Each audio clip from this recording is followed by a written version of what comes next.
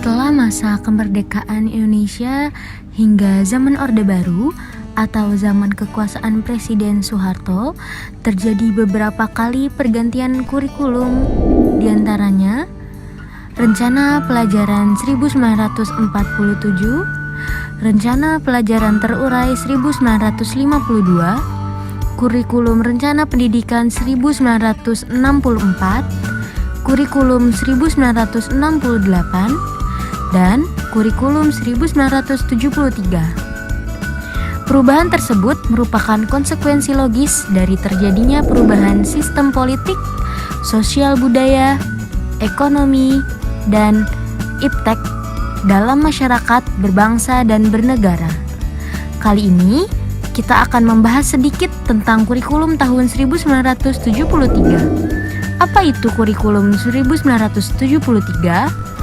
Kurikulum 1973 adalah kurikulum proyek perintis sekolah pembangunan atau dikenal dengan PPSP.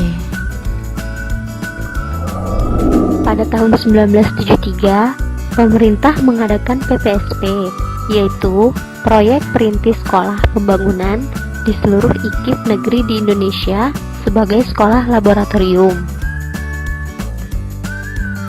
Dengan adanya PPSP, sebelum kebijakan di bidang pendidikan didiseminasikan secara nasional, terlebih dahulu diterapkan atau dirintis secara terbatas atau pilot proyek di sekolah-sekolah laboratorium.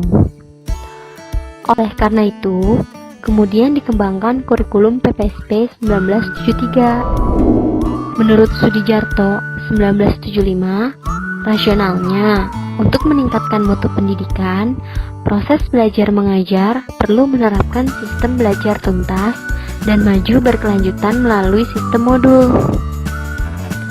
Hasil dari rintisan ini sangat menggembirakan. Namun, oleh pengambilan kebijakan pada waktu itu, dianggap terlalu mahal biayanya, sehingga tidak layak untuk didiseminasikan secara nasional. Kurikulum 1973 sebagai pengganti kurikulum 1968 menggunakan prinsip-prinsip diantaranya sebagai berikut. Yang pertama, berorientasi pada tujuan. Dalam hal ini, pemerintah merumuskan tujuan-tujuan yang harus dikuasai oleh siswa yang lebih dikenal dengan hierarki tujuan pendidikan, yang meliputi tujuan pendidikan nasional, tujuan institusional, tujuan kurikuler, tujuan instruksional umum, dan tujuan instruksional khusus. Yang kedua, menganut pendekatan integratif, dalam arti bahwa setiap pelajaran memiliki arti dan peranan yang menunjang kepada tercapainya tujuan-tujuan yang lebih integratif. Yang ketiga, dipengaruhi psikologi tingkah laku. Dipengaruhi psikologi tingkah laku di sini yaitu dengan menekankan kepada stimulus respon atau rangsang jawab dan drill atau latihan. Yang keempat, menganut pendekatan sistem instruksional. Sistem instruksional yang digunakan ini yaitu dengan prosedur pengembangan sistem instruksional atau yang dikenal PPSI. Sedangkan sistem penilaiannya yaitu dengan melaksanakan PPSI.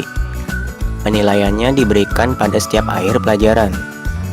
Kurikulum sebagai seperangkat rencana pendidikan perlu dikembangkan secara dinamis sesuai dengan tuntutan dan perubahan yang terjadi di masyarakat. Semua kurikulum nasional dirancang berdasarkan landasan yang sama, yaitu Pancasila dan Undang-Undang Dasar 1945.